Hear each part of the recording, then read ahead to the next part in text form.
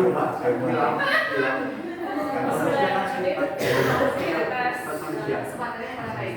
saya akan menjelaskan sedikit tentang hubungan antara filsafat ilmu dengan agama dan budaya. Terlihat dalam bahwa agama dan filsafat memang saling bergantian berebut dominasi atas kehidupan manusia pada abad pertengahan, sehingga terjadilah suatu fase di mana kepercayaan terhadap hal mistik kembali terulang. Hal mistik ini seperti kita ketahui mungkin lebih percaya ke sajian-sajian seperti itu. Kemudian pada masa pra-Yunani kuno, ini dengan kembali merebut dominasi kehidupan, keadaan ini memicu munculnya abad pencerahan dengan semangat rasionalitasnya dan menjadikan agama jatuh pada titik nadirnya. Filsafat hanyalah sebuah alat. Dengan alat yang sama kita bisa merumuskan gugatan-gugatan yang dialamatkan kepada agama. Dengan alat yang sama pula kita bisa mempergunakannya untuk meneguhkan keyakinan agama. Mari daya gunakan akal budi untuk berefleksi. Kebudayaan sebagai produk manusia berada di luar subjektivitas individual dan memiliki watak seperti dunia alamiah dan oleh karenanya merupakan bagian dari realitas. Filsafat mengendalikan cara berpikir kebudayaan. Di balik kebudayaan ditemukan filsafat. Perbedaan kebudayaan dikembalikan kepada perbedaan filsafat karena setiap manusia memiliki filsafat yang berbeda. Apalagi kelompok atau masyarakat, tentunya akan berbeda filsafat. Mungkin sekian akan dilanjutkan oleh Ibu Fatma kepada para peserta.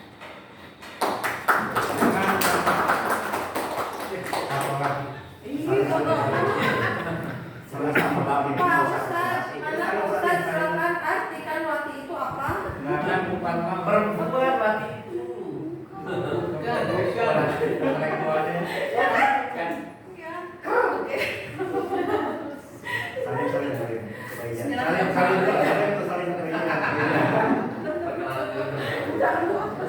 Assalamualaikum warahmatullahi wabarakatuh. Waalaikumsalam.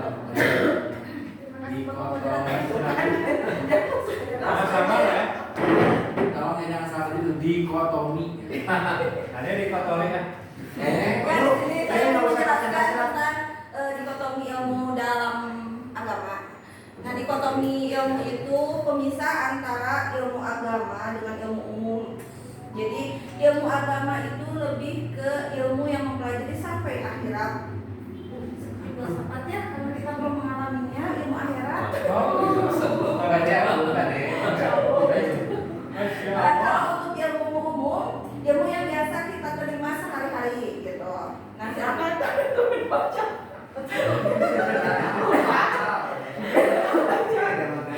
Nah, untuk faktor penyebab dikotomi pendidikan Islam, adanya penjajahan barat atas dunia Islam itu mungkin pada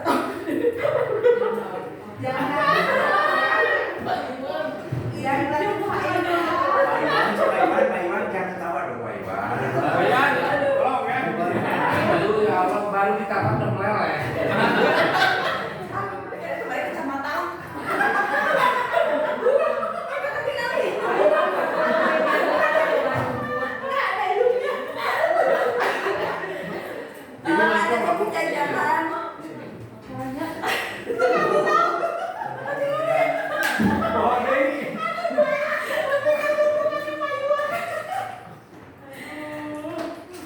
adanya penjajahan barat atas dunia Islam itu terjadi sekitar abad terdahulu dan kebetulan saya belum mengalaminya.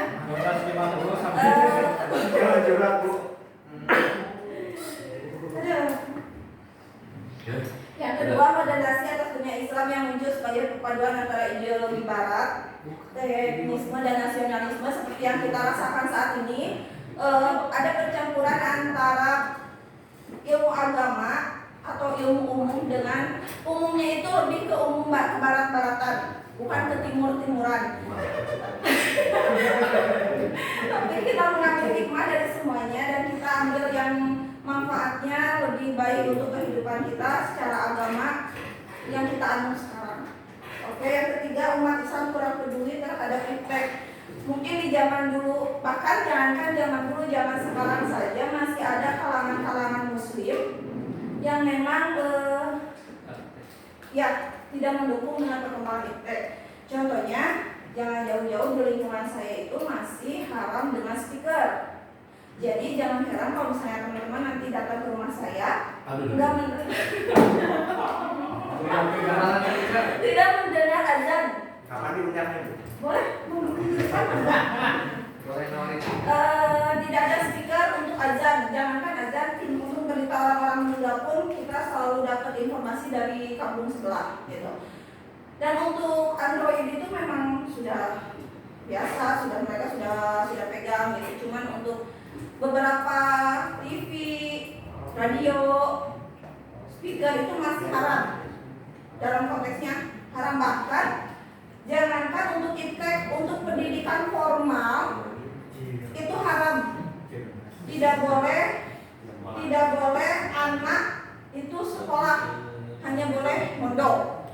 Nah, sampai karena ada bahasa, karena sekolah itu menerjemahkan Al-Quran itu. Jadi tantangan terberat kita sebagai umat Islam harus bisa membuka pikiran orang-orang terdahulu yang mungkin masih ada di lingkungan kita, yang masih berpikiran dangkal bahwa media sosial atau iptek itu masih yang konotasinya haram. Padahal tergantung pemanfaatan dari kita selaku manusia dan mengambil alih peran ipteknya itu, apakah dalam konteks pornografi atau enggak. Aduh. Kalau pornografi tidak.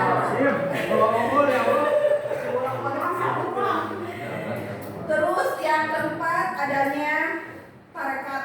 Tarekat saya belum pahamnya, kan saya belum baca-baca. Mungkin dari saya cukup sekian. Wabillahi taufiq wal hidayah. Assalamualaikum warahmatullahi wabarakatuh. Pulang dari Pak Iwan.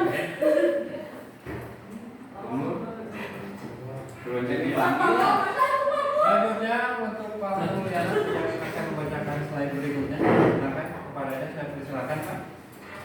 Baik, bismillahirrahmanirrahim. Terima kasih Bapak kita Pak Ijan. Saya kenapa menghadirkan Pak Ijan karena bahwa ini yang paling banyak tentang filsafat kayaknya. Setuju nggak? Setuju.